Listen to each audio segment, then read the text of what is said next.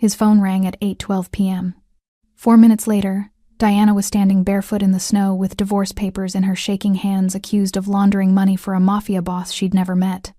Then a black SUV rolled into the empty terminal, and the most feared man in the city crouched in front of her, studied her face like he already knew the truth, and asked one question.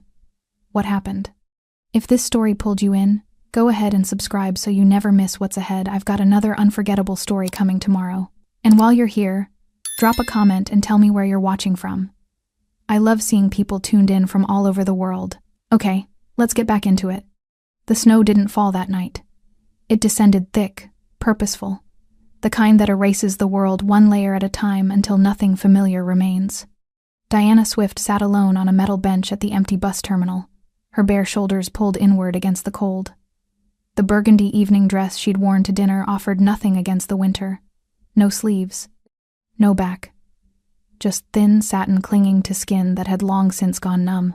In her hands, crumpled and beginning to soften at the edges from the falling snow, were papers she still didn't fully understand. Divorce papers. She hadn't signed anything. She hadn't been asked to. They'd simply been placed in her hands as the door closed. An hour ago, she had been setting down her wine glass. The table had been properly laid, white plates, candles, the kind of quiet Tuesday dinner that required no occasion. Her husband had been speaking about something from work, and she had been half listening the way people do when a conversation is comfortable enough not to need full attention. Then his phone rang. She hadn't thought anything of it, not at first. He'd glanced at the screen, excused himself, and stepped into the hallway. She had reached for her glass.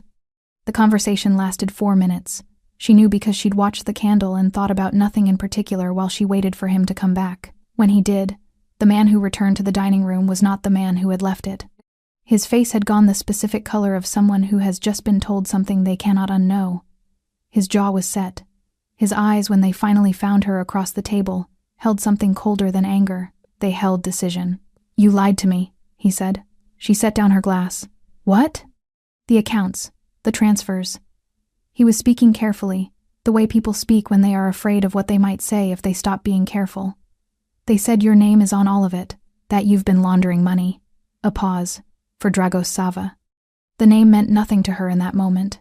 It would mean everything later. "I don't know what you're talking about," she said. And she didn't. Not a single word of it made sense. "Who called you?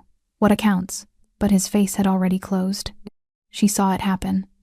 Watched him decide that the voice on the phone was more credible than the woman across the dinner table from him. Watched 7 years narrow into a single phone call from an anonymous number. "I need you to leave," he said. She had stood slowly. "You can't be serious." He had walked to the door and opened it. The hallway outside was cold. She'd remembered, distantly, that her coat was hanging by the entrance. She'd moved toward it. His hand had come out and stopped her at the arm, not violently, but firmly. The papers had appeared from somewhere. She still didn't know when he'd printed them. "Take these," he said. "We're done." The door had closed. She had stood in the hallway for a moment that felt much longer than it was. The neighbors' doors stayed shut. The corridor stayed empty. She had walked to the elevator in her dinner dress and her heeled shoes and pressed the button for the ground floor. The bus terminal had been the only place within walking distance with a roof. Now the papers trembled in her hands. The ink from his signature was beginning to blur in the snow. She stared at it, at the legal language that reduced 7 years to clauses and dates, and felt the particular hollowness of a person who has run out of reactions. She was not crying anymore. She had done that in the first 20 minutes. What remained now was something quieter and harder, the feeling of solid ground giving way to nothing, and realizing you'd been standing on it for years without checking. The terminal was empty. The last bus schedule posted on the shelter wall showed nothing running after 11. She had nowhere to go that she could think of clearly enough to name. She pressed her palm against her bare arm and held it there. Then headlights swept through the snow. A black SUV moved slowly into the terminal. Too slowly for someone passing through. It pulled to the curb directly in front of her and stopped. Diana didn't move. The driver's door opened. The man who stepped out was tall, broad through the shoulders, unhurried in every movement. He wore a black suit without a tie, his white collar open at the throat, and even in the blue-washed light of the terminal she could see the tattoos. Dark, elaborate ink beginning at his hands and climbing past his wrists, disappearing beneath his cuffs, reappearing at his collar and traveling up the left side of his neck. His hair was close-cropped, dusted at the crown with snow. His face was angular and still, the face of someone who had trained himself long ago not to betray anything he hadn't chosen to show. He looked at her with dark, unreadable eyes. Behind him, 3 children climbed quietly from the vehicle. A girl, perhaps 11, dark-eyed and watchful beneath a knit hat, stepped out first. And behind her, 2 younger boys in winter coats, their small faces serious above their scarves. They didn't wander. They stayed close together, watching the woman on the bench the way children watch something they sense the adults around them consider important. The man walked toward her. He stopped 2 feet away. His gaze moved to the papers in her hands briefly, deliberately, then returned to her face. Then he crouched. He lowered himself to her eye level, with the easy precision of someone physically comfortable with stillness, his tattooed hands resting loosely on his knees, snowflakes catching on the shoulders of his black jacket.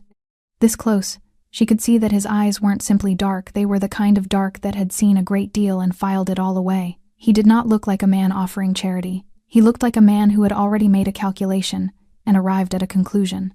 One of the younger boys drifted a half-step forward and tugged at the man's sleeve. "She looks scared," the boy whispered. The man said nothing, but something behind his eyes shifted so slightly she almost missed it. He studied her face for a moment longer. The divorce papers, her bare, reddened shoulders, the shoes that had never been made for standing in snow. Then, quietly and without ceremony, he asked, "What happened?" Diana Swift looked up at the man the city whispered about in careful voices, and for the first time since the door had closed behind her, she didn't know whether the danger was behind her or crouching right in front of her, waiting to hear her answer. She knew the name. Everyone in the city knew the name. Dragos Sava. It moved through conversations the way smoke moves through a room quietly, until you realized it had already reached every corner. She had heard it at dinner parties spoken in lowered voices, at office corridors disguised as casual mention, in news segments that never quite said enough to be actionable. A name attached to fear the way certain names simply are, not because of what can be proven, but because of what everyone understands without proof. And he was crouching in front of her in the snow, waiting for an answer she didn't know how to give. "I don't know," she said. Her voice came out thin and strange, like something that had been left out in the cold too long. "I don't. There was a phone call. My husband received a call and then he—" She stopped. The explanation felt absurd spoken aloud. "He threw me out." Dragos said nothing immediately. He simply looked at her, not with pity, not with skepticism, with the focused attention of someone processing information rather than reacting to it. "How long have you been sitting here?" he asked. She didn't know that either. Time had done something strange after the elevator doors opened onto the empty street. "A while," she said. He nodded once, as if that answered more than she'd intended it to. Then he stood, and in one motion shrugged his jacket from his shoulders. He held it out to her, not draped, not placed gently, just held out at arm's length, the way practical people offer practical things. She stared at it. "You'll lose fingers before anyone finds you," he said flatly. "Take it." It wasn't kindness, exactly. It was efficiency. The distinction mattered to her in ways she couldn't articulate because kindness would have required something from her in return. This required nothing. She took the jacket. It was warm in the way that things are warm when they've been close to someone immediately, almost uncomfortably so. She pulled it around her shoulders and felt the cold ease by a fraction. The older girl, serious-faced, watchful beneath her knit hat, moved closer to the younger boys and said nothing. But her eyes remained on Diana, not unkindly, just steady, the way children are steady when they have learned that the world contains things worth paying careful attention to. Dragos spoke a single word in a low voice toward the SUV. The driver, a broad, silent man Diana hadn't noticed until now, stepped out and stood at a respectful distance. A signal, she understood, not to the driver, for her benefit, so she could see that things were being arranged. "I'll take you somewhere warm," Dragos said. "You can decide what comes next once you're not freezing." "I don't need," she started. "You're sitting alone at a closed bus terminal in a dinner dress." His voice didn't rise. It didn't need to. "Whatever you were about to say after that, I'd reconsider." She closed her mouth. It was not that she trusted him. She didn't. She was not naive enough to mistake the absence of an immediate threat for safety, and she was not so devastated that her judgment had entirely left her. She knew what his name meant. She knew what men like him, men with that kind of stillness, that kind of control, were capable of. But she also knew what the alternative was. Another hour on a metal bench while the temperature dropped and the papers in her hands turned to pulp. No phone, no coat, no answer to the question her husband had never let her ask. She stood. Her legs had stiffened without her noticing. She steadied herself against the back of the bench and straightened slowly, the jacket falling to just above her knees. One of the younger boys, round-faced, blue-hatted, perhaps 5 years old, looked up at her with the unguarded curiosity of someone who had not yet learned to disguise his interest in things. "Your dress is red," he announced. "It is," she said. "Red is a good color," he said seriously, and then turned back to his brother as though the matter were settled. Something cracked open very slightly in Diana's chest. She pressed it closed. The estate sat behind iron gates on the city's northern edge, the kind of property that didn't announce itself. No visible signage, no architectural excess, just high walls and a long driveway, and the particular silence of a place that has been made deliberately difficult to approach. Inside, the house was warm and ordered. Staff moved quietly through wide corridors. Security was present but unobtrusive. She registered it the way you register a current in water. Not visible, but felt. Dragos led her through a hallway and into a sitting room with high ceilings and a fire already burning. He gestured toward the sofa without ceremony. She sat. He remained standing, his hands clasped loosely behind him, and studied her with that same focused, unreadable expression he'd worn at the terminal. "Your husband's name," he said, and the time the call came through. She blinked. "Why?" "Because you didn't do whatever they told him you did." He said it plainly, completely without drama, and I'd like to know who did. The certainty in his voice stopped her. "You don't know me," she said carefully. "You have no reason to." "No," he agreed. "I don't." A pause. "Tell me your husband's name," she told him. He took out his phone and sent a message to someone she couldn't see, then set it face down on the table between them. The fire settled. Outside, through the tall windows, the snow was still falling. "The children," she said, after a silence. "They're yours?" Something moved across his face, brief and contained. "My brother's," he said. "He died 14 months ago." She absorbed that. The older girl's watchful eyes, the younger boy's guileless commentary about her dress, the way all three of them had stood in the snow without complaint, close together, accustomed to following a man who did not explain himself in advance. "I'm sorry," she said. He looked at her. "Are you?" "Yes." He seemed to consider this not as though he doubted her, but as though sincerity was something he had learned to examine carefully before accepting.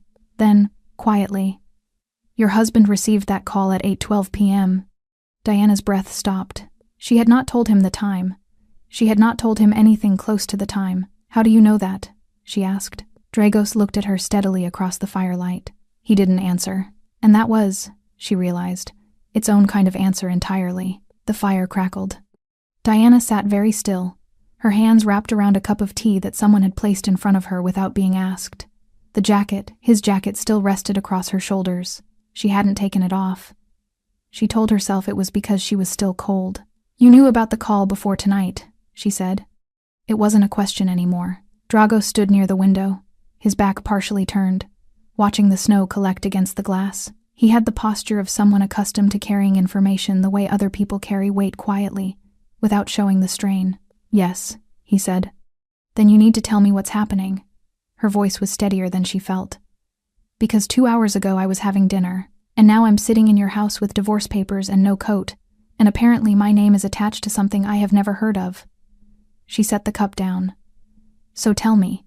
He turned from the window. He crossed the room without hurry, and sat in the chair across from her, not beside her, not looming over her. Across, level. She noticed that he made these choices deliberately. Everything about how he occupied space felt considered. "There is money moving through my organization," he said. "Has been for approximately 4 months. Clean money going in, dirty money coming out, rerouted through civilian accounts. People who have no connection to my work, no knowledge of it." He paused. "Their identities are being used without consent to create distance between the transfers and their source." Diana listened. When the accounts are eventually flagged, and they are designed to be flagged, the paper trail leads to ordinary people.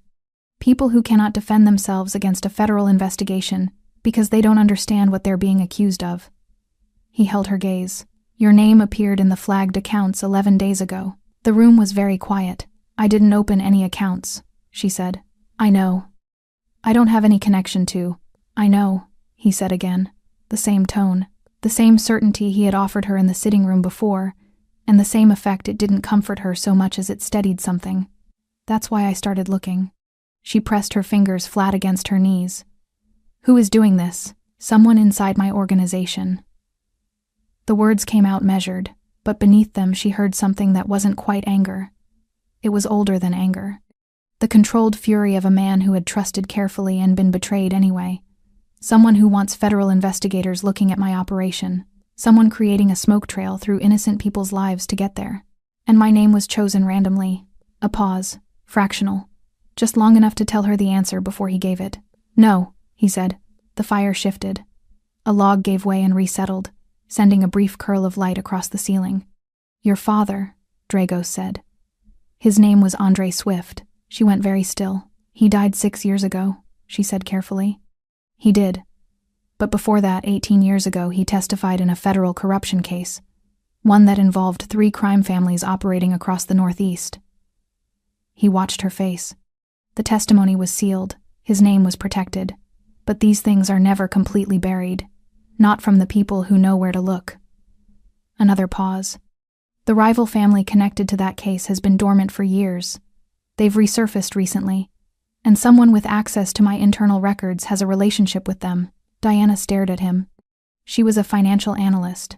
She understood structures, how money moved, how systems were built, how people hid things inside legitimate frameworks. She understood, in a technical sense, exactly what he was describing. What she could not yet process was that her father, quiet, principled, a man who had taken her to the library every Saturday until she was 12, had apparently carried something into his grave that had just destroyed her marriage. "He never told me," she said. Her voice was different now, smaller. "He wouldn't have," Dragos said, not dismissively, with something that sounded, unexpectedly, like respect. "Men who testify in those cases are told to carry it alone. The protection only holds if the circle is small." She looked at the fire. Her father had sat across dinner tables from her for years. He had helped her move into her first apartment. He had shaken her husband's hand at their wedding with a steady grip and genuine warmth. And somewhere underneath all of it, he had been carrying a secret that had just reached forward across 18 years and pulled the floor out from under her. "Someone chose my name deliberately," she said slowly. "Because of him. Because of what his testimony meant to the people it damaged," Dragos said. "You were targeted specifically. The goal was to create a civilian identity with a traceable surname, one that, if investigated, would surface the sealed case, which would raise questions, which would create pressure." He leaned forward slightly. "On me." She looked at him then. Really looked past the stillness, past the control, into the thing underneath it. "You were thrown out," he said quietly, "because someone needed you unprotected, alone, without resources, without a husband asking questions on your behalf." His jaw tightened almost imperceptibly. "A woman sleeping in a bus terminal doesn't make calls to lawyers, doesn't file reports, doesn't ask the right questions of the right people." The truth of it moved through her like cold water. She had not been discarded out of her husband's fear. She had been placed there, deliberately, by someone who had calculated exactly what a woman alone in the snow would and wouldn't be able to do. Her hands, she noticed, had stopped shaking. Something had happened in the space of that understanding. Some internal temperature had shifted. The grief was still there. The humiliation of the hallway, the neighbors' closed doors, the divorce papers softening in the snow. All of it was still there, but underneath it, something harder had replaced the hollowness. She looked across at Dragos Sava, a man she had no reason to trust, and every reason to fear, and heard herself say, with a clarity that surprised her, "I want to clear my name." He studied her. "I have a finance background," she continued. "If someone has been running transfers through civilian accounts for 4 months, there will be irregularities, patterns, things that looked clean to someone who wasn't looking for them." She held his gaze. "I will find them." The fire settled. Dragos looked at her for a long moment, the look of a man recalibrating something he thought he had already figured out. Then, almost to himself, "You were thrown out because someone wanted you weak." His eyes met hers. They miscalculated. She slept in a room she hadn't chosen. It was on the 2nd floor, simply furnished, warm, with heavy curtains drawn against the snow. Someone had laid out clothes before she arrived. A gray knit sweater, dark trousers, thick socks. No note, no explanation. Just practical provision, the way everything in this house seemed to operate without ceremony, without asking what she preferred. She had not expected to sleep. She'd lain on top of the duvet fully dressed and stared at the ceiling and waited for her mind to exhaust itself with the events of the evening. It didn't take long. When she woke, gray winter light was pressing through the curtain edges, and the house was already moving. She could hear it, the low frequency of a large, ordered household beginning its day. Footsteps in corridors. A door closing somewhere below. The distant sound of a child's voice, high and indignant about something, quickly hushed. She dressed in the clothes that had been left. They fit well enough to suggest someone had looked at her carefully, or been told to. She wasn't sure which unsettled her more. The kitchen was at the rear of the house, large, practical, warmed by a range that looked like it ran continuously. A woman named Petra, who introduced herself without being asked, and elaborated on nothing, set a plate in front of Diana without discussion. The children were already at the table. The older girl sat straight-backed over a bowl of something, reading from a tablet propped against a glass. Up close, in daylight, she was striking, dark-eyed and precise in her movements, somewhere between 10 and 12, with the particular self-containment of a child who has learned to take up exactly the space she is given, and no more. Her name, Diana would learn, was Mara. The two boys were less contained. The younger one, the round-faced boy from the terminal, the one who had delivered his verdict on her dress with such authority, was called Pavel. He was 5, and he approached breakfast with the focused intensity of someone who had strong opinions about the ratio of honey to everything else. His brother, Nico, was 7, quieter than Pavel, more watchful, with eyes that moved around a room the way his uncle's did, cataloging. Pavel looked up when Diana sat down. "You stayed," he said. "I did." He considered this, then nodded, apparently satisfied, and returned to his honey. Mara didn't look up from her tablet immediately, but after a moment she said, without inflection, "Uncle Dragos said you're not a guest." Diana paused. "What did he say I was?" Mara looked up then. Her eyes were direct and held no cruelty, just the precision of a child who had learned to listen to exact words. "He said you were staying because it wasn't safe for you to leave yet. A beat. That's different from a guest." "It is," Diana agreed. Something in Mara's expression shifted barely toward approval. She found Dragos in a room off the main corridor that functioned as an office. He was standing behind a wide desk, jacket off, sleeves rolled to the forearm, the tattoos fully visible now in daylight, dark and intricate, covering both forearms from wrist to elbow in patterns that looked less decorative than biographical, like a record of something. He was reading from a document when she knocked at the open door. He looked up. "The children," she said. "Mara told me they're not guests either." He set the document down. "Correct. She's very precise. She's her father's daughter." He said it without breaking rhythm, but something in his jaw tightened fractionally on the word father. Diana stepped into the room. "I want to start looking at the financial records today. You said the transfers began 4 months ago. I need the flagged accounts, the routing sequences, and whatever internal documentation your people have already pulled." He watched her. "You slept 4 hours. I'm aware. The documents will be ready this afternoon." He paused. "Sit down." She sat across the desk, in the chair that faced him. He remained standing. She had noticed he often chose standing when she sat, and sitting when she stood, always adjusting the distance between them so that neither held a positional advantage. She didn't know if it was deliberate. She suspected everything he did was deliberate. "The children," she said. "How long have they been with you?" A beat of silence. Not reluctant considered. 14 months, since my brother was killed." "Killed," she repeated. "Not an accident, then." "It's handled," he said, which meant, "Do not ask further." She didn't. "They seem..." She searched for the right word. "Steady." Something changed in his face. It happened the way it had the previous night, small, contained, but real. A brief unguarding. "They're remarkable," he said, and the simplicity of it, no qualification, no deflection, caught her off guard. This man who chose every word like a chess piece had just offered that one freely. "Pavel told me red is a good color," she said. Dragos looked at her for a moment. Then, almost imperceptibly, the corner of his mouth shifted. not quite a smile. The suggestion of one, glimpsed and gone. He told me the same thing about a fire truck last week, he said. She laughed. It came out before she could decide whether to allow it short and genuine, dissolving as quickly as it arrived. She pressed her lips together. He returned to his documents, but the room felt different than it had a moment ago, like something had been adjusted a single degree. That afternoon, she sat at a temporary desk they set up in the office and began working through the financial documents his team provided. Numbers were familiar ground, structured, logical, governed by rules. Unlike everything else in the past 24 hours, they behaved predictably. She worked for 3 hours without speaking. At some point, Dragos came to stand behind her, not close, not intrusive, just near enough to see the screen. She was midway through a routing sequence when she felt his presence settle at her shoulder. "There," she said, pointing at the screen. "The interval between transactions. It's not random. Someone is controlling the timing manually, not algorithmically. Which means there's a person initiating each transfer, not a system." She looked up at him. "Someone inside your organization is doing this by hand. Someone who wants control. Who doesn't trust automation because automation leaves cleaner records?" Dragos stared at the screen.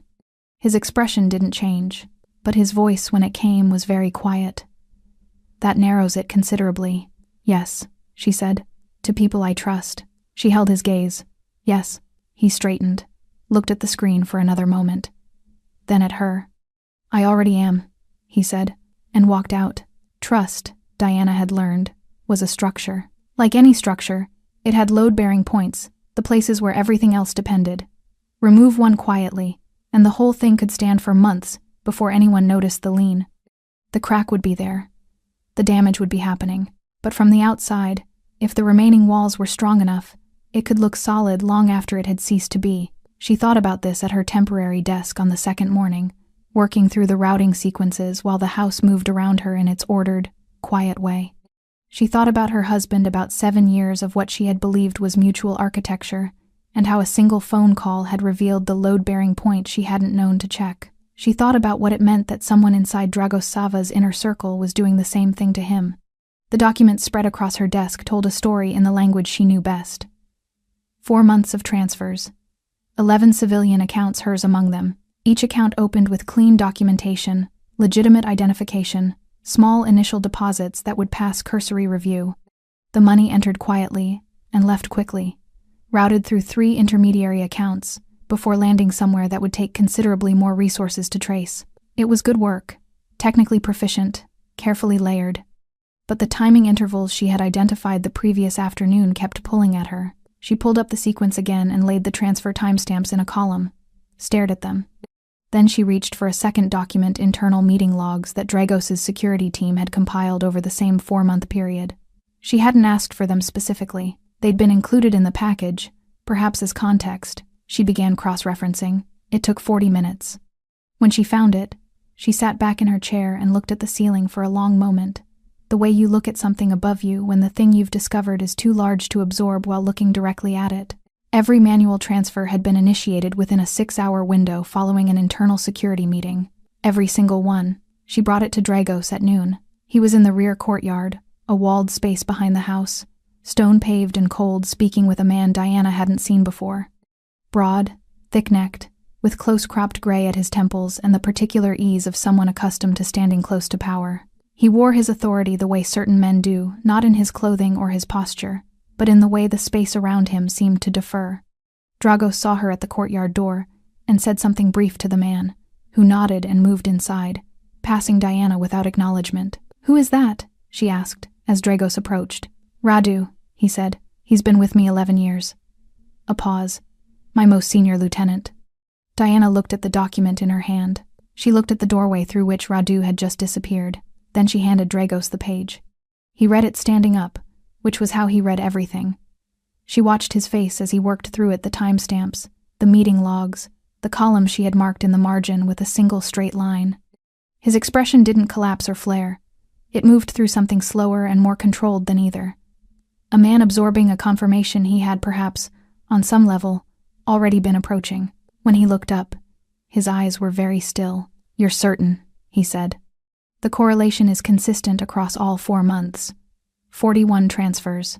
41 post-meeting windows.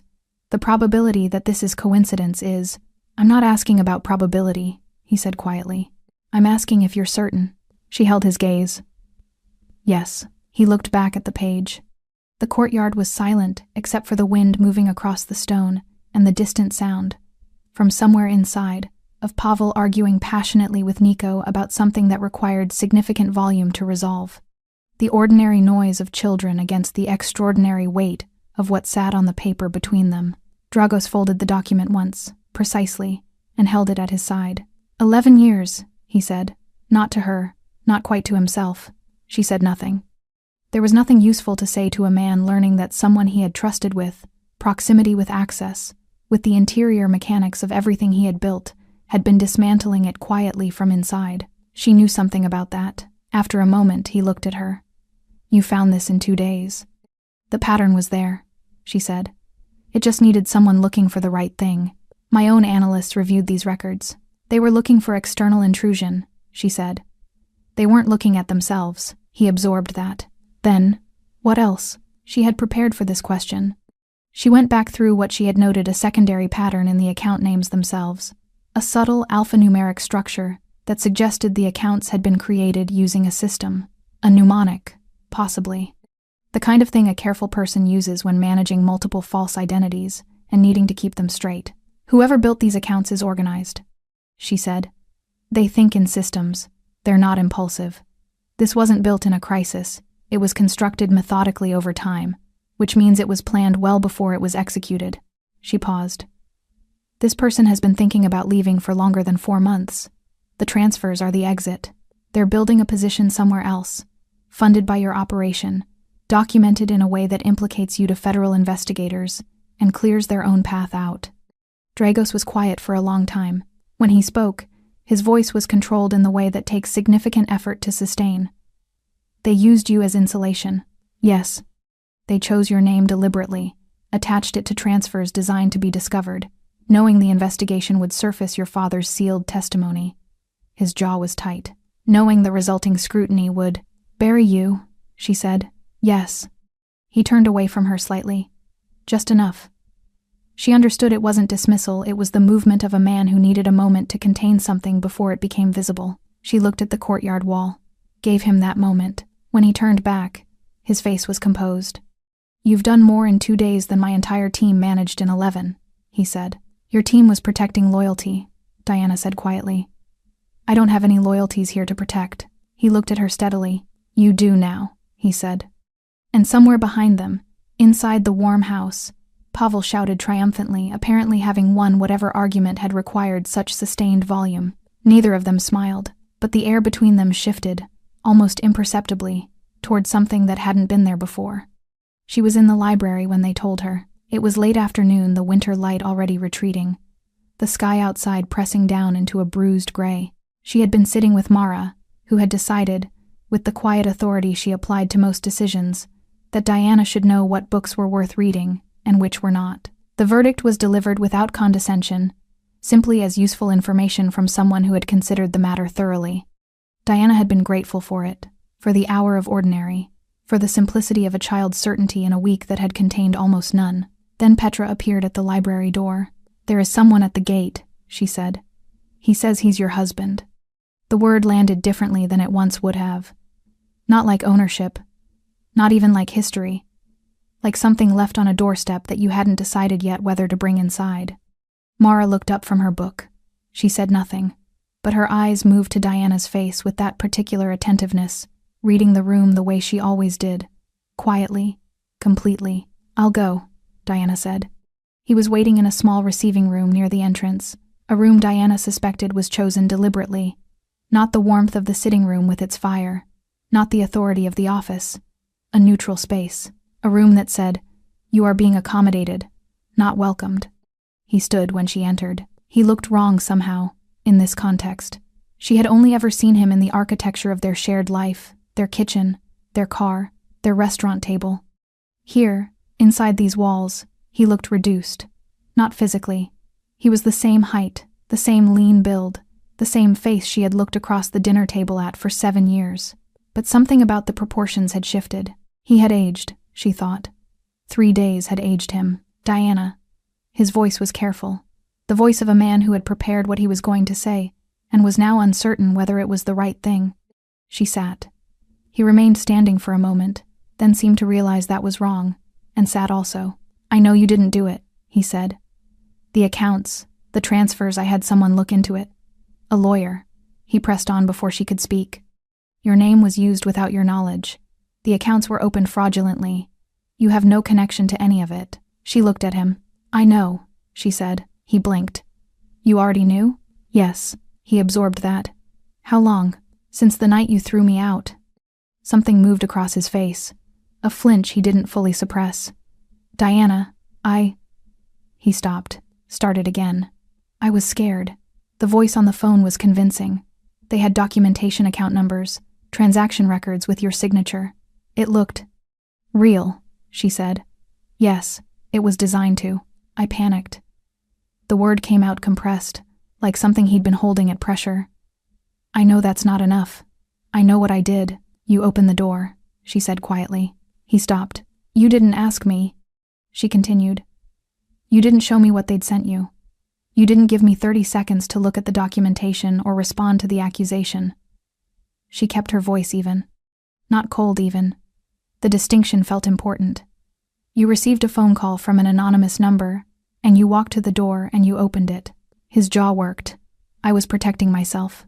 Yes, she said. You were. She had thought, in the days since, about what she would feel when she saw him again. She had anticipated grief, the accumulated grief of 7 years, meeting the specific grief of that hallway, that door, those neighbors who hadn't come out. She had anticipated anger, had perhaps even anticipated the dangerous pull of familiarity, the gravitational field of a shared life. What she felt instead was clarity, the clean, quiet clarity of someone who has been shown something true and cannot afterwards pretend they haven't seen it.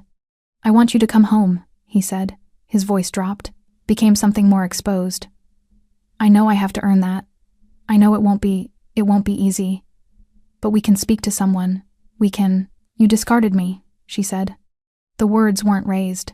They didn't need to be. At the first sign of risk, she continued, you chose yourself. Not because you believed I was guilty. You said yourself you panicked. Which means somewhere underneath the panic, you knew, and you still opened the door. She looked at him steadily. That's not fear. That's a choice. Fear is what you feel. Choice is what you do with it. He leaned forward. Diana, you chose yourself, she said. And that's, she paused. Not from emotion, from the careful consideration of a woman who wanted to say the exact true thing. That tells me something I should have understood before now. About what I was, in our life, what function I served. She set her hands flat on her knees. I was fine when I was uncomplicated. The moment I became a liability, I was removed. The room was very quiet. He didn't argue. That was the thing, he didn't argue, which meant some part of him recognized the shape of what she was describing, even if he couldn't yet bear to name it. Where will you go? He asked, quietly. The fight had gone out of his voice. I'll clear my name, she said, and then I'll decide. He looked at her for a long moment. At the gray sweater that wasn't hers. At the room that wasn't hers. At the woman sitting in it who was. He seemed to be understanding. No longer his in the way he had assumed she was. Is it him? He asked. His voice was careful. Sava, no, she said. And then, because it was true and because she was done softening things. But that's not why I'm not coming home. He stood. He moved to the door and stopped there with his hand on the frame, his back to her. I'm sorry, he said. Diana, I know, she said. She did know. That was the complicated part. She believed the apology was real. She believed the fear had been real. She believed, in his way, he had loved her. None of it changed what the door had meant. He left. She sat alone in the receiving room for a long moment, the winter light almost gone now, the room settling into its evening quiet. Then she stood. She did not go after him. She walked back toward the library, where Mara was waiting with a book and a verdict, and the straightforward company of someone who had decided, in her quiet, certain way, that Diana was worth paying attention to. That, Diana thought, was enough for tonight. She heard it first. Not the sound of danger, she wouldn't have recognized that, but the sound of the house changing, the particular frequency of a large, ordered household, shifting from its routine into something else. Footsteps that moved faster than they should. A door closing with more force than necessary. The distant, urgent murmur of men speaking in low voices that carried the shape of urgency without the words. Diana was in the office, cross-referencing a secondary layer of account documentation she'd requested that morning, when Petra appeared in the doorway. "Come with me," Petra said. Not a question. Not a suggestion. Diana stood. "What's happening?" "Now, please." She followed. Petra moved through the corridor with the brisk efficiency of someone who had done this before, not panicked, not explaining, simply executing a sequence that had apparently been established in advance for exactly this kind of moment. They passed the staircase, turned away from the main entrance, moved deeper into the house toward the rear. "The children," Diana said. "Already with Mara. 3rd floor." Diana followed without further question. They reached a room she hadn't been in before, a small, windowless space behind the kitchen that functioned, she realized, as a secondary security post. A monitor on the wall displayed feeds from exterior cameras. 2 of Dragos's security team were already there, speaking rapidly in low voices, eyes on the screens. She looked at the monitors.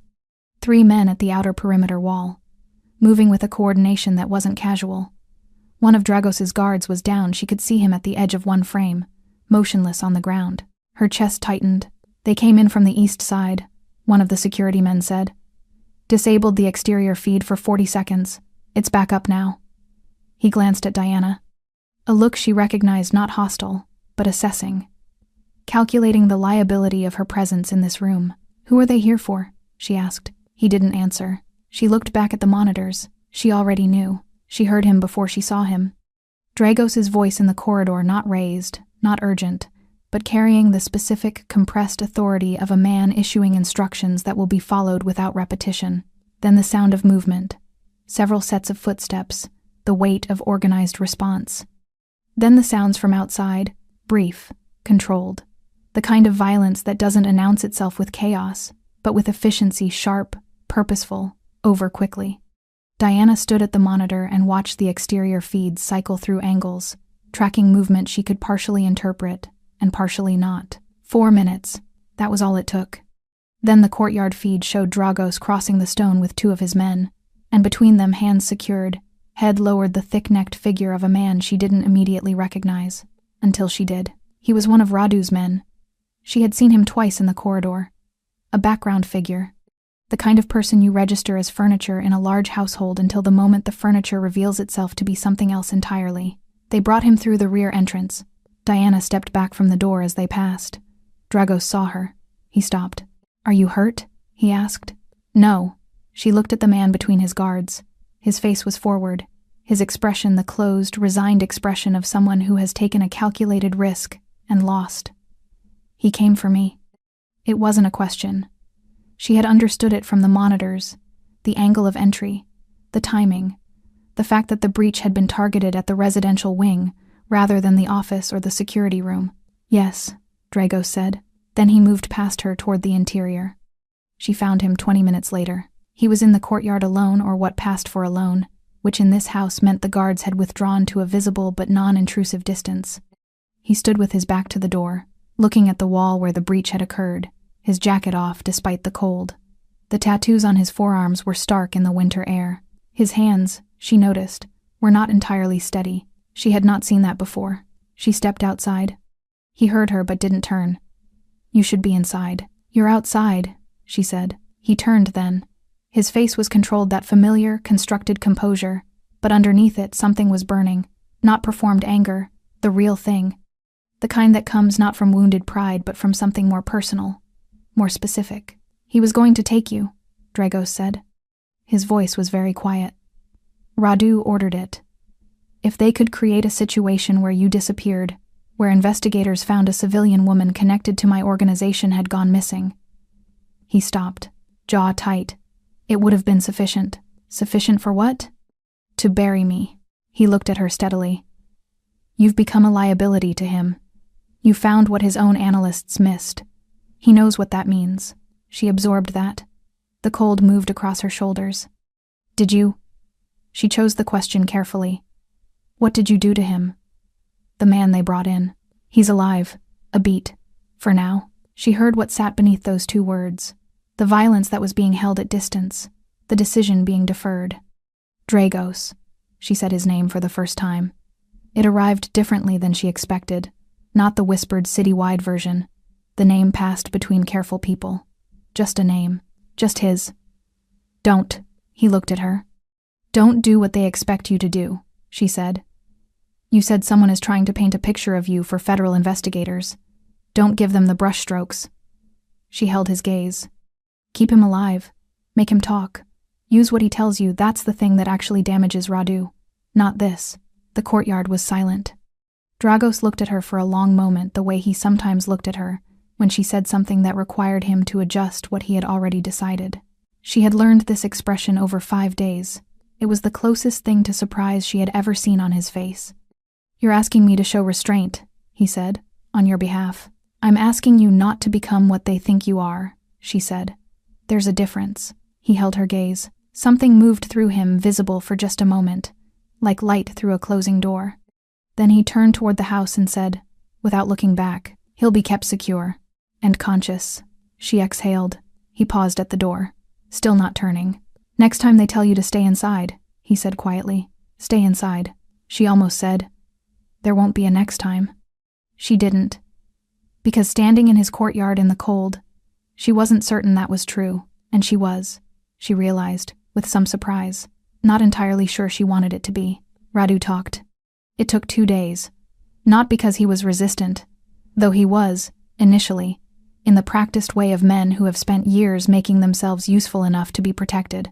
It took 2 days because Dragos was patient.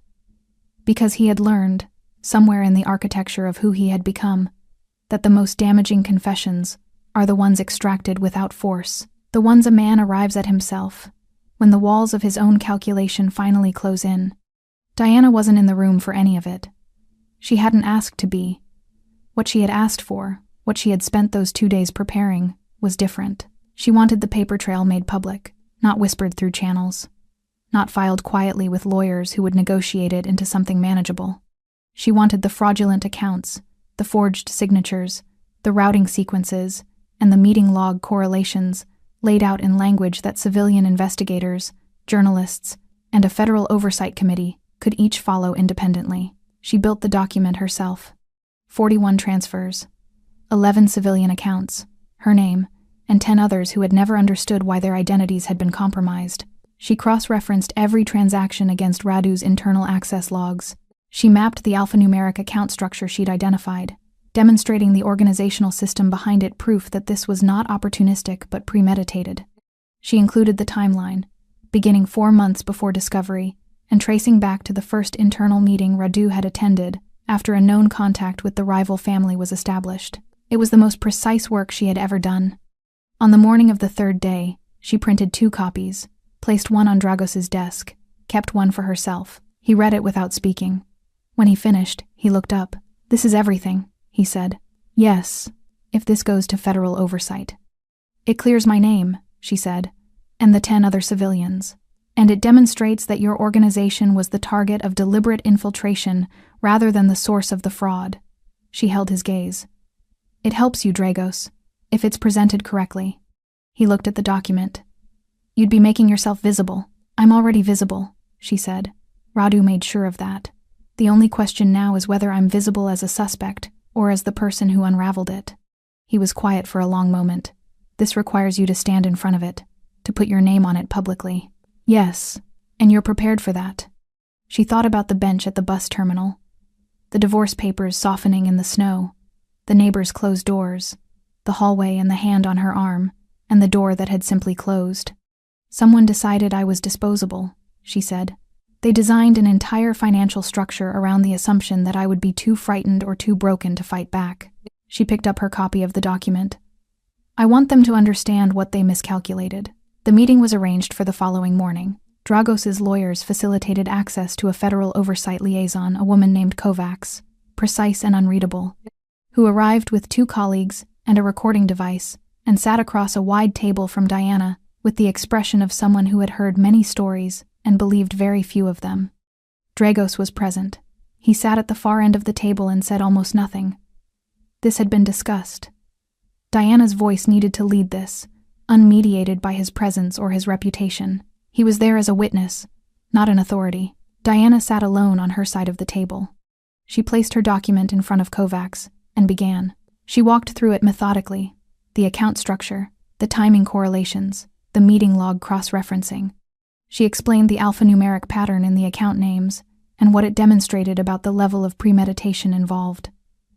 She connected Radu's access logs to each transfer window. She named the other 10 civilians whose identities had been used, and she provided the documentation showing each of them had no knowledge of the accounts bearing their names.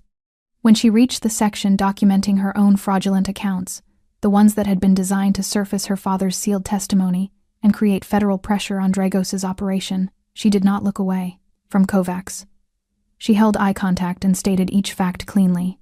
Kovacs's expression shifted once, briefly, when Diana reached the section on her father, something that might, in a less controlled face, have become surprise. When Diana finished, the room was quiet. Kovacs looked at the document. At Diana. At the document again. "You compiled this yourself," she said. "Yes." "In how long?" 5 days. A pause. "You have a finance background." "Yes." "But I was also motivated," Diana said simply. Kovacs almost smiled. Almost. The meeting lasted 3 hours. Diana answered every question.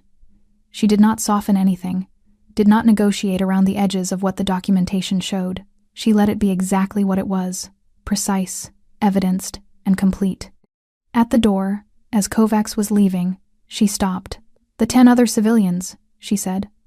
"I'll need their contact information to initiate remediation." "I have it," Diana said. "I'll send it today."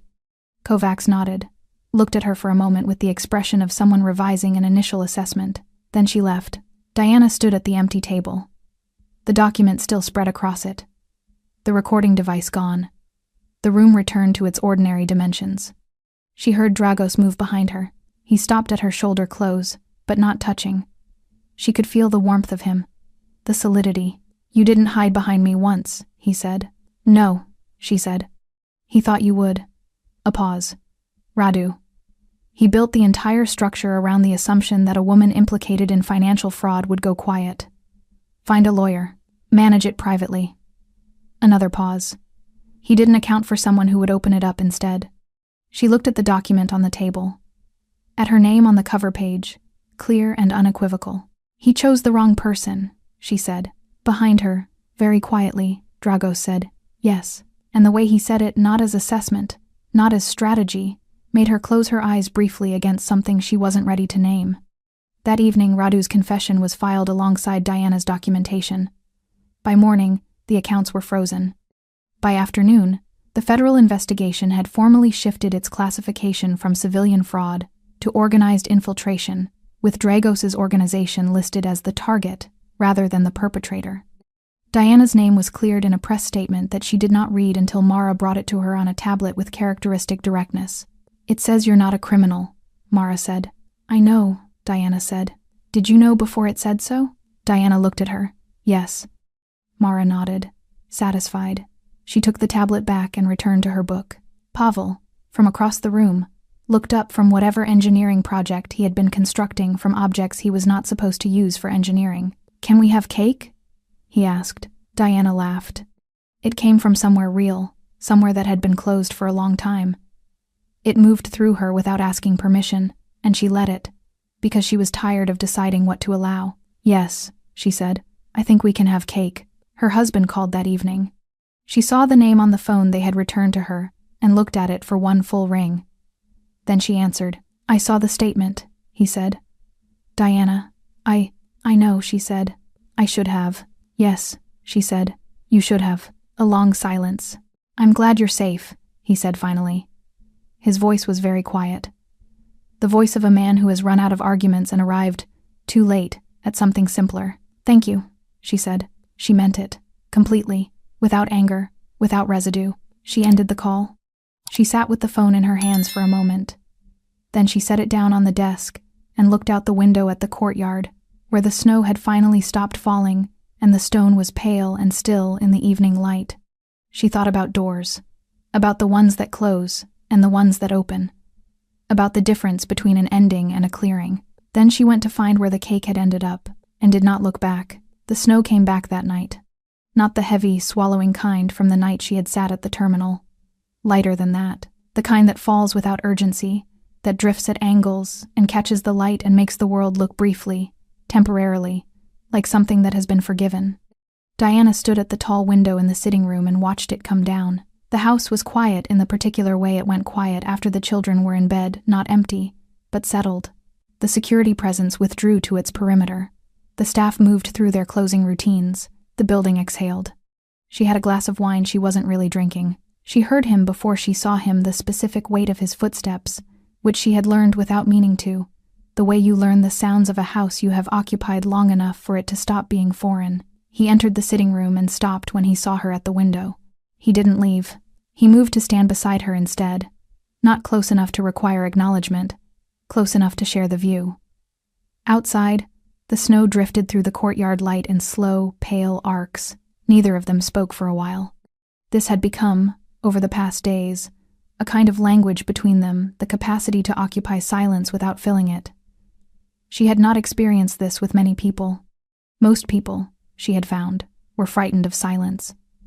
They rushed to cover it, to furnish it with words that meant less than the quiet would have. Dragos was not frightened of it. He stood beside her and watched the snow and said nothing, and she stood beside him and did the same, and it was enough. Then he said, without turning, "I need to tell you something." She waited. He was quiet for another moment, not hesitating. She had learned to distinguish this, but organizing. He was a man who did not speak until he knew exactly what he intended to say. "The night at the terminal," he began, "when I stopped. Yes, I told you I had been tracking the internal fraud, that your name appeared in the flagged accounts, and I began investigating." He paused. "That's true, but it's not complete." She turned to look at him. He kept his eyes on the window, on the snow. His profile in the low light was composed, sharp-cut jaw, the tattoo at his collar, the particular stillness that was his resting state, but something underneath it was different tonight. Something had been released from its usual tension. 6 weeks before that night, he said, there was a charity function, a fundraiser for a children's hospital. I attended for reasons that aren't relevant. A brief pause. You were there. She thought back. The charity function in November. She had attended with a colleague. She remembered the room, high ceilings, candlelight, the particular noise of a large formal gathering. "I don't remember seeing you," she said. "You weren't meant to." He turned from the window then, looked at her directly, the way he did when he had decided to commit to something. "You were speaking with someone near the entrance. There had been a problem with the event, a venue issue, I think. A member of the organizing team was distressed. You had stopped. You weren't part of the committee. I could tell you were a guest. You had no obligation. But you stopped, and you spent 20 minutes helping this woman resolve the problem, and when it was handled, you didn't mention it to anyone. You simply went back to the event," Diana remembered. A young woman with a catering manifest and the expression of someone 2 minutes from crying. "I watched you do that," Drago said, "and I thought..." He stopped. The briefest pause. "I thought that was someone worth knowing." The sitting room was very quiet. "You didn't approach me," she said. "No." Something moved across his face. What would I have said? A man like me, approaching a woman like you at a charity function. He looked back at the window. I noted it, and I moved on. And then my name appeared in the accounts. 3 weeks later. Yes. His jaw tightened. When I saw it, I didn't process it the way I would have processed another civilian name. I recognized it. And I began investigating immediately, not purely as an operational concern. A pause. I was already trying to understand what had happened to you before you knew you needed anyone to. She absorbed this. The fire in the grate had burned low, casting the room in amber and shadow. Outside, the snow continued its unhurried descent. "When you stopped at the terminal," she said slowly, "you already knew it was me." "Yes." "You already knew I was innocent." "Yes." "And you still asked what happened." She looked at him. "Why? If you already knew." "Because you deserve to be asked," he said simply. "Because no one else had." The words arrived quietly and settled deep. She looked at this man feared across the city, whispered about in careful company, a man who raised 3 children alone and read documents standing up and chose his words like a man who understood their weight. A man who had seen her do one unremarkable act of quiet kindness in a crowded room and had, without telling her, decided she mattered. Her eyes were bright. She didn't look away. "You didn't save me," she said. Her voice was steady and certain. "I want you to understand that. I saved myself." "I know," he said. "But you asked," she said. "And then you listened." He looked at her. The controlled composure present, as always, but beneath it, visible now, something that had been behind glass for a long time and had finally been permitted to exist without the barrier. "I have not," he said carefully, "allowed myself to care about someone in a very long time." "I know," she said softly. "I'm not certain I know how to do it without—" He stopped. "Without controlling it," she offered. He held her gaze. Something in it shifted, acknowledging, without deflection, that she had seen him accurately. "Then don't control it," she said. "Just let it be whatever it is." He was very still. Then he reached out slowly, with the deliberateness of a man making a considered choice, and tucked a strand of hair from her face. His fingers were warm, the tattoos on his hand dark against her skin. He let his hand rest at her jaw for a moment. Just that, just the warmth of it, the decision of it. From upstairs came the sound of small feet crossing a floor. Pavel, almost certainly, conducting one of his late-night engineering assessments of the bathroom tap. They both heard it, and both, without quite deciding to, smiled. Not at each other, at the same thing, at the ordinary, improbable, quietly miraculous fact of the moment they were standing in. His hand lowered, but the distance between them did not return to what it had been. She turned back to the window. The snow was still falling, patient and unhurried, the way good things sometimes are. Morning arrived clear. The snow had stopped some time before dawn, and the city outside the tall windows was white, and still the particular stillness of a world that has been covered and made unfamiliar. Every hard edge softened, every ordinary surface transformed into something that required a second look. Diana stood at the kitchen window with her coffee and looked at it. She had slept well. This was still new enough to notice. The first nights in this house she had catalogued the ceiling above her bed, mind cycling through accusations and divorce papers and routing sequences until exhaustion made the decision for her. Now she simply slept. The house had become, without her formally deciding to allow it, something that felt like ground beneath her feet. Petra arrived and began the morning without ceremony. The range came on. The smell of bread moved through the kitchen. Then Pavel appeared in the doorway.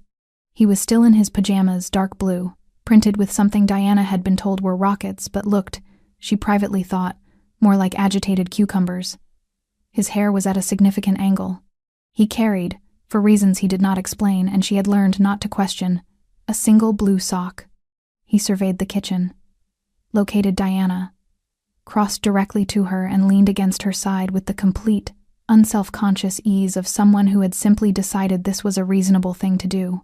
She looked down at him. He looked up at the window. "It snowed," he said. "It did. A lot. Quite a lot, yes." He considered this. "Can we go outside?" "After breakfast."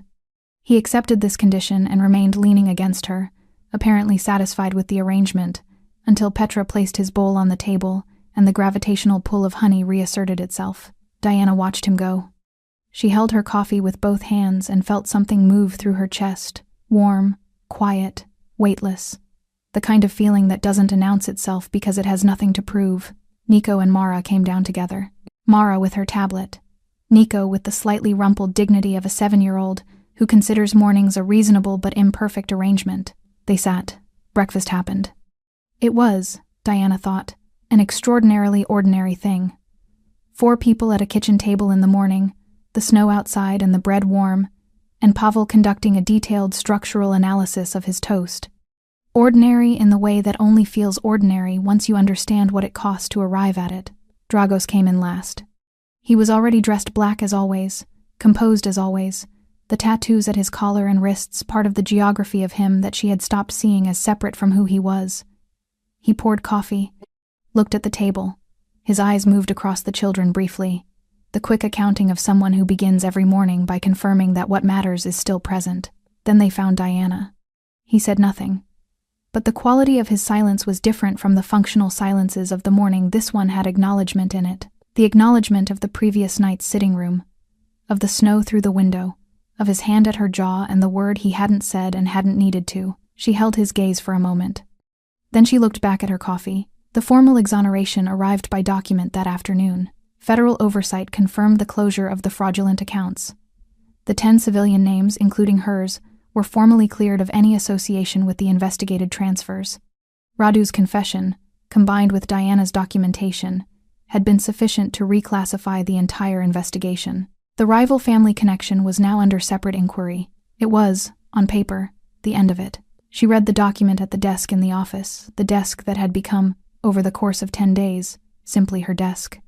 The place where she worked and where Dragos sometimes came to stand behind her and look at what she'd found and say, "What else?" which had become, she realized, its own kind of language. She set the document down. She thought about what came next. She had an apartment she had not returned to. Colleagues who had sent careful, concerned messages she had not answered. A life that was, technically, still waiting where she had left it. She sat with this for a long time. Then Dragos appeared in the doorway. He looked at the document on the desk. At her face. "It's done," she said. "Yes." She looked at him. "I've been thinking about what comes next." He said nothing. He was very still, the stillness of a man who has learned not to reach for things, not to arrange outcomes, not to use the machinery of his authority to pull a person toward a decision. He simply stood there and waited and let her have the space to arrive wherever she was going. She loved that about him. She had not said so, but she did. "Your legitimate business operations," she said. "The ones being restructured. You need someone who understands financial architecture, who can build systems that are transparent enough to withstand scrutiny and efficient enough to be functional." She paused. "I'm good at that." He looked at her steadily. "You are. I'm not staying because I have nowhere to go," she said. "I want to be clear about that. I'm staying because I'm choosing to." She held his gaze. "There's a difference." "There is," he said quietly, "and I have conditions." The corner of his mouth shifted. "Of course you do. The children stay in their school routine. Whatever security arrangements exist, they don't interrupt normal life more than necessary." She kept going. "I work with full access to relevant documentation, not filtered, not curated, a beat. And you ask me things. When you're uncertain, when something is difficult, you don't manage me." He was quiet for a moment. "Those are reasonable conditions," he said.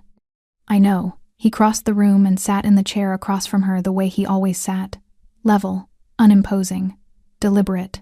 "Diana," he said. She looked at him. "I'm glad you stayed," he said, simply, without architecture around it. She nodded. "I know." That afternoon she took the children outside. The courtyard was deep in snow, and Pavel approached it with the focused ambition of someone who had been waiting all morning for exactly this. Nico followed with more dignity but equal enthusiasm. Mara walked beside Diana with her hands in her coat pockets, observing the chaos of her brothers with the expression of someone who has accepted that this is simply the nature of brothers. Pavel turned to Diana suddenly, snow already on his coat, his cheeks red, his eyes bright. "Aunt Diana," he said, "watch this." She had not told him to call her that. He had simply started, the previous day, and she had not corrected it, and neither had anyone else. And so it had become true in the way that things become true when enough people simply proceed as though they are. "I'm watching," she said. He launched himself into the snow with total commitment and absolutely no technique, and Nico immediately followed, and the courtyard filled with the sound of children being completely, unreservedly alive. Mara stood beside Diana and watched them. "He's been doing that all morning in his room," Mara said. "Practicing. Practicing falling? Practicing the jump before the fall." She said it with perfect seriousness. "He says the jump is the important part." Diana looked at the two boys picking themselves up from the snow, already repositioning for another run. She thought about that. The jump is the important part. She looked up at the house, at the tall windows, at the figure just visible inside standing at the glass, looking out at the courtyard, not performing, not managing, just watching the children play in the snow with an expression she recognized now, because she had learned to look for what was underneath the composed surface. He was happy, simply, quietly, insufficiently practiced at it happy. She looked back at the courtyard, at the snow-covered stone and the pale winter sky, and the two boys and the serious girl beside her, and all of it, every unremarkable piece of it, that had been assembled from a bus terminal bench, and a question, and a man who had crouched down to her level and listened. The snow began again. Light this time. The forgiving kind. She didn't go inside. She stood in it, and lifted her face slightly, and let it fall. She was not trembling. She was not alone. And the question that had started everything simple, quiet, asked by a man who already knew the answer, but understood that she needed to be the one to give it, sat in her chest, like something that had always belonged there. What happened? Everything, she thought. Everything happened, and it was enough. Thanks for sticking with this story until the very end. You're the reason these stories feel alive.